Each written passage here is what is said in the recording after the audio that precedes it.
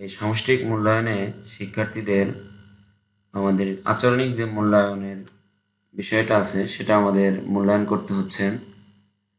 তো আচরণিক মূল্যায়ন করতে আপনারা নিশ্চয় জানেন যে নৈপুণ্য অ্যাপসের বা নৈপুণ্য ওয়েবসাইট, এই সাইটে সারা বাংলাদেশে শিক্ষকগণ একসঙ্গে কাজ করার কারণে সফটওয়্যারটি অনেক বিজি থাকে। আপনারা জানেন যে একজন শিক্ষার্থীর 10টি আচরণিক মূল্যায়ন এন্ট্রি করতে হচ্ছে।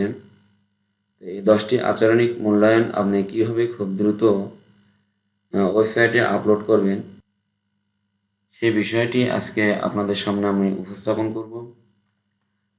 তো এই কাজটি করার জন্য আপনাকে প্রথমে গুগল ক্রোম যে ব্রাউজারটা আছে এই ব্রাউজারটি ওপেন করে নিতে হবে। গুগল ক্রোম এই ব্রাউজারটি ওপেন করার পরে আমরা আমাদের এন্ট্রির জন্য যে সাইট অর্থাৎ evolution.নৈপুণ্য.gov.bd এই ওয়েবসাইটটিতে আপনারা লগ ইন করবেন। এরকম একটা ইন্টারফেস দেখতে পারবেন। এখান থেকে ইউজার আইডি, এখানে আপনাদের যে ইউজার আইডি এবং যে পাসওয়ার্ডটি আছে এই পাসওয়ার্ডটি আপনারা দিবেন।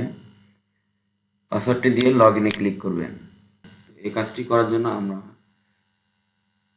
পাশাপাশি দুইটি ট্যাব ওপেন করে নিব এইখানে। তো প্রথম যে ট্যাবটা আমরা ওপেন করব, এখানে আমরা ধরুন অষ্টম শ্রেণীর একটা ডাটাবেস নিয়ে নিচ্ছি।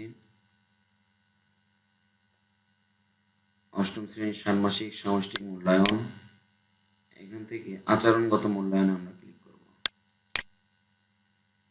দেখুন অষ্টম শ্রেণীর শিক্ষার্থীদের আচরণগত মূল্যায়ন করার জন্য সমস্ত ছাত্রছাত্রীদের নাম এবং তাদের রোল এখানে চলে আসবে।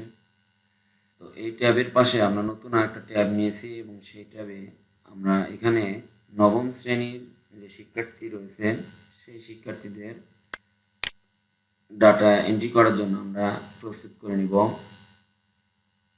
এরপর আমরা ষান্মাসিক সামষ্টিক মূল্যায়নে ক্লিক করব। এখান থেকে আচরণিক মূল্যায়ন বা আচরণগত মূল্যায়নে ক্লিক করব।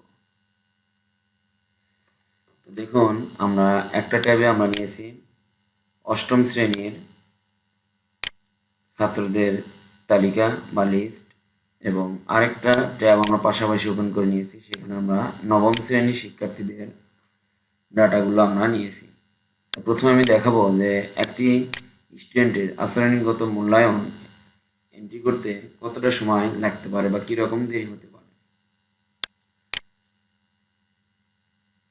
তো আমি শিক্ষার্থীর ডাটাটা এন্ট্রি করছি। আমাদের যে যে প্রয়োজনীয় তথ্যগুলো দেওয়া দরকার,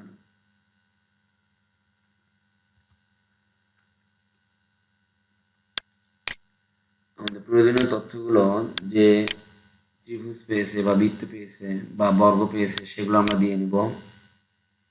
দেওয়ার পরে আমরা খসড়া সংরক্ষণ করুন এবং পরবর্তী যান এই বাটনে ক্লিক করব।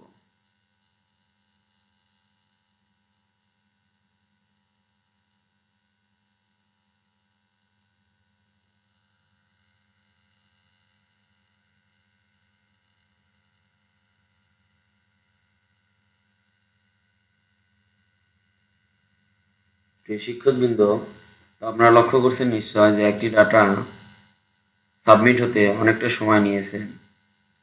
তো এবার আমরা যে প্রসেসের ডাটাগুলো এন্ট্রি করব খুব দ্রুত, সেই কাজটি করার জন্য আমরা প্রথম ট্যাবে অর্থাৎ অষ্টম শ্রেণীর একটি শিক্ষার্থীর তথ্যগুলো সিলেক্ট করে দিব।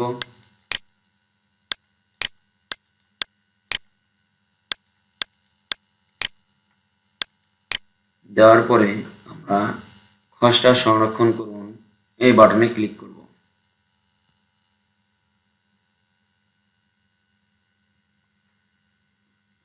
আচ্ছা, আমরা এখানে ক্লিক করে দিয়েছি। এরপরে আমরা দ্বিতীয় যে কাজটি করব সেটা হচ্ছে আমরা পাশের যে ট্যাবটা আছে এখানে আমরা ওপেন করব। এটা ওপেন করার পরে আমরা এই শিক্ষার্থীর আচরণিক মূল্যায়ন দিয়ে দিব।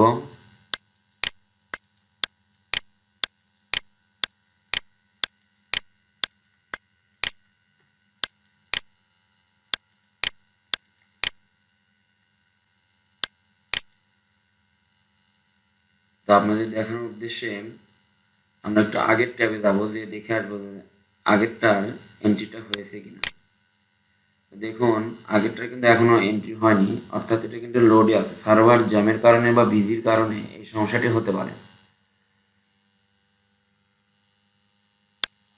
তো আমি আবার নবম শ্রেণীর যে শিক্ষার্থীর তথ্যগুলো এন্ট্রি করছি সেই পেজে চলে আসছি। তো এখানে এসে আমরা আমাদের ডাটাগুলো দিয়ে সাবমিট করব। তো আমি খসড়া ও সংরক্ষণে ক্লিক করছি। তো এখন আমি যে আগের যে ট্যাবটা আছে, অর্থাৎ অষ্টমের যে ট্যাবটা ওপেন করে রেখেছিলাম সেখানে আমি যাব। তো সেখানে ক্লিক করেছি, দেখেন আমার ডাটাটা কিন্তু সাবমিট ইতিমধ্যে হয়ে গেছে। তো আমি এখানে একটা ডাটা দিচ্ছি, স্টুডেন্টের আচরণিক মূল্যায়ন এন্ট্রি করছি। তো আমার এখানে কিন্তু পরের ট্যাবে এটা কিন্তু ডাটা আপলোডে কাজ চলছে। আমার যখন এখানে কাজ শেষ হয়ে যাবে তখন আমি খসড়া এবং খসড়া সংরক্ষণ করুন এবং পরবর্তী যান এই অপশনটিতে আমি ক্লিক করছি। এরপর আমরা পরের ট্যাবে অর্থাৎ নবম শ্রেণীর যে ডাটাটা, যে ছাত্রের ডাটাটা এন্ট্রি করছি, দেখুন সেটা কিন্তু হয়ে গেছে। এভাবে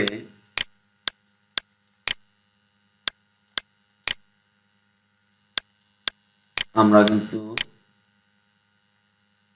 দ্রুত তথ্যগুলো আপলোড। তো আমি আরেকবার আপনাদের করে দেখাচ্ছি, একটু ভালো করে লক্ষ্য করুন সবাই।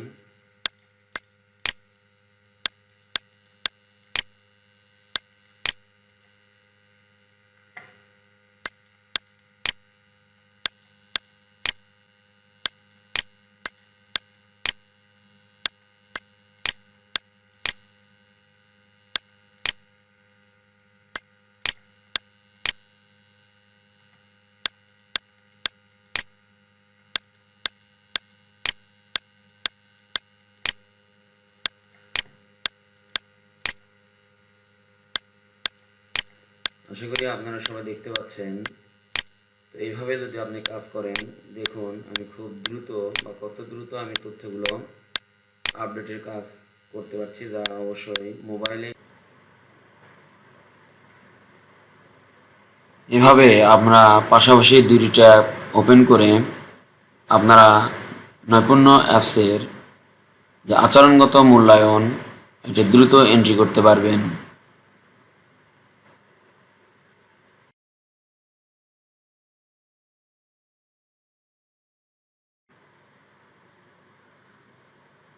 ভিডিওটি সংক্ষিপ্ত এবং দ্রুত শেষ করার জন্য আমি প্রত্যেকটি স্টুডেন্টের অ্যাগনেস্টে ত্রিভুজ মার্কিং করেছি।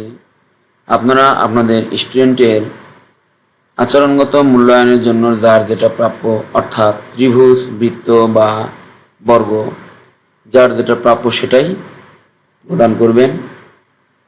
তো ধৈর্য সহকারে ভিডিওটি দেখার জন্য অসংখ্য ধন্যবাদ। আসসালামু আলাইকুম।